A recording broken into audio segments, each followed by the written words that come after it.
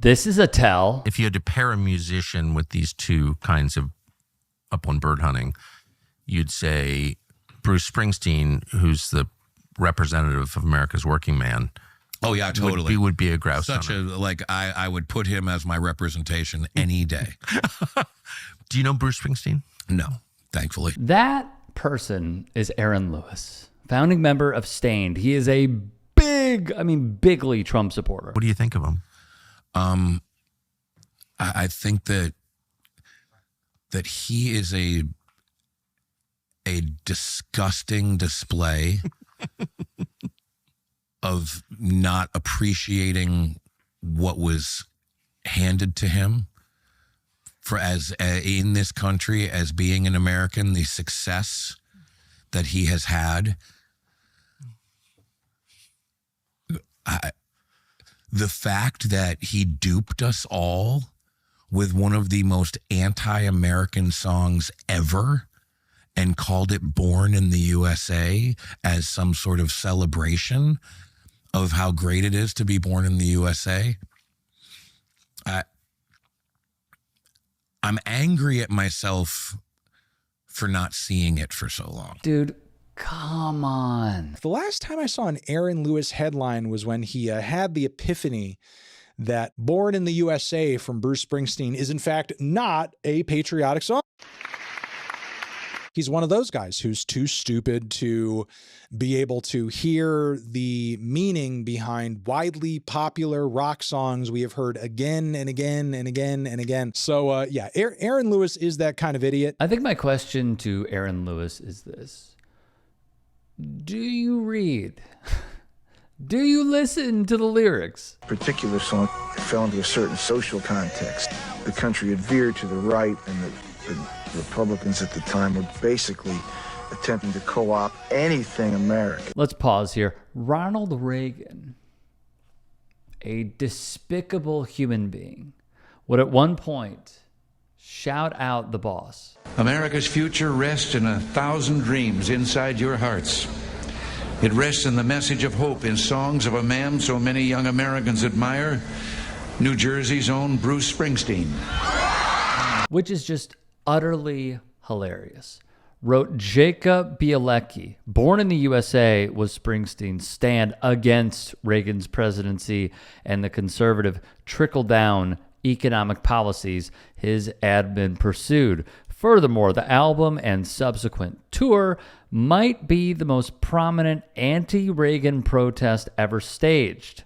The title song and My Hometown bookend the album, which explores how the Vietnam War was the opening salvo on America's working class communities by big business and the government. Born in the USA was a song of rebellion. When I wrote that song, I said, hey, no, it's like that flag, that's mine too. And that experience is not the same experience that you're talking about and that's being put forth as the American experience. You know, those values aren't particularly the same value. Like Reagan, Lewis completely misunderstood. You know, was it the album cover? Could it be the album cover? I suppose that's just one pillar of many. For a long time, the flag and military things were really appropriated much more by the conservative side. In that time of Reagan, there was so much protest and there was against the Vietnam War. But Bruce was saying, hey, what we believe and what we feel is just as American as what you might think. Another conservative who completely missed the mark on the subject, George F. Will, a columnist for the Washington Post. He wrote this article way back in the 80s, which was titled Blue Collar Troubadour. He'd write, the lyrics, believe it or not, are the most important. The very concept conservatives, from fans to writers to presidents, cannot seem to grasp. Think about the song that Donald Trump plays over and over again at his rallies, Fortunate Son, by CCR. Does he think that song is for him? I mean, that song has more in common with some of the people whose SNAP benefits he cut, and calling out someone like Trump, who is a fortunate son. silver spoon in hand.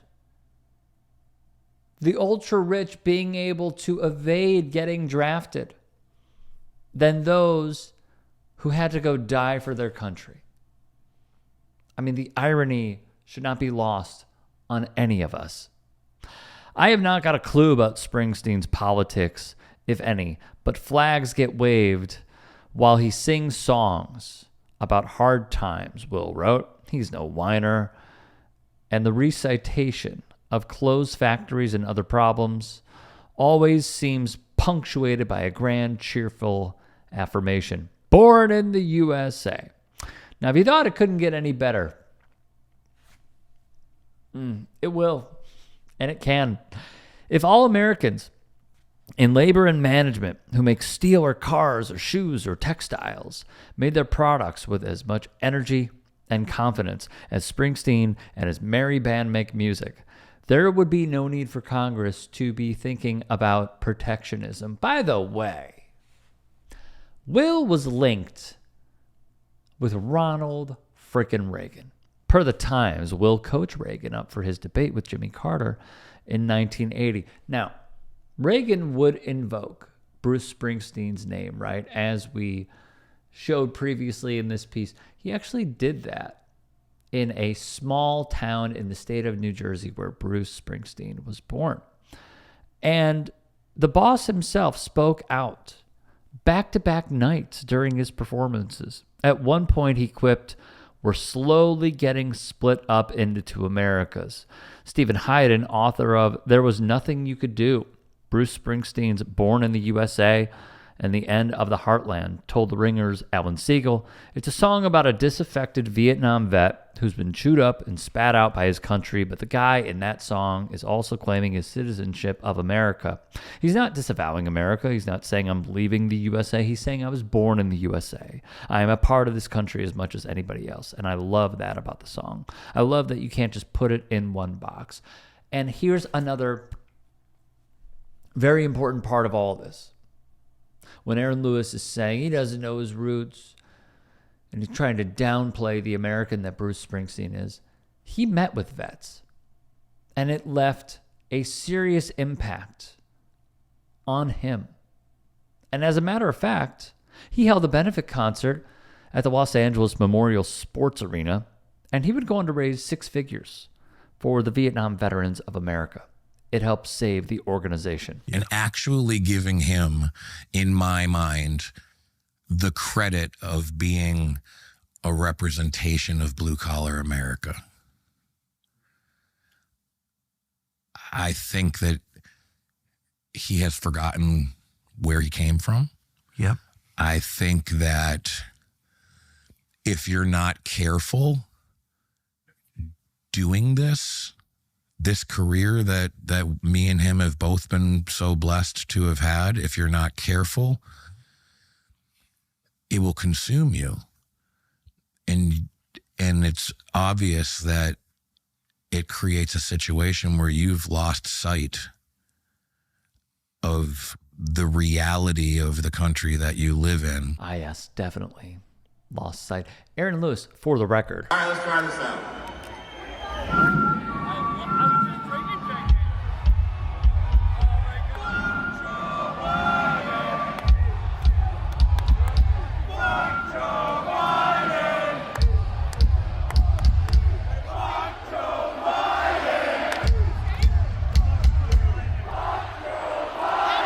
Like Lewis's true confusion of the meaning of the song, Reagan would try using it. Bob Dole, as a nominee, would try using it. Candidate Pat Buchanan would follow suit in Iowa, proving once more these dudes just don't get it. Ironically, Buchanan made a speech espousing a strong military to crack down on illegal immigration. You have so much that it's really easy to take a stance that is so anti everything. He just lost touch with the struggles. Most people who have lost touch with the true struggle of life, those are the people that vote for these fucking idiots. Those are the people that feel like they have to virtue signal. You grew up at the same time frame I did.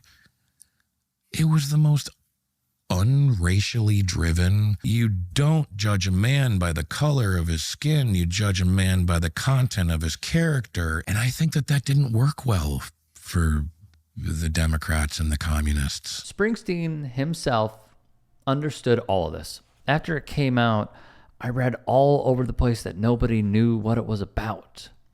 I'm sure that everybody here tonight, this was in 1995, understood it. If not, if there were any misunderstandings out there, my mother thanks you, my father thanks you, and my children thank you, because I've learned that that's where the money is.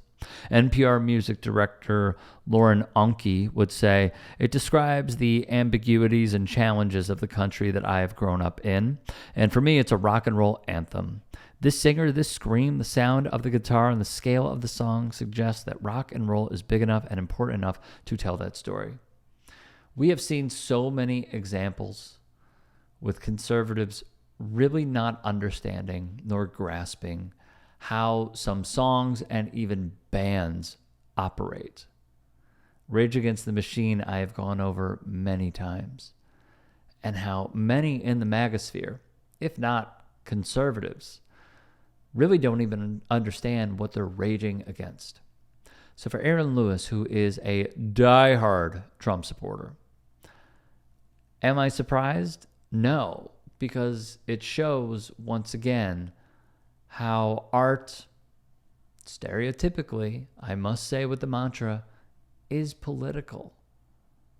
And in the arts, the reason that so many conservatives don't get it is because a majority of the time, it's just not for them.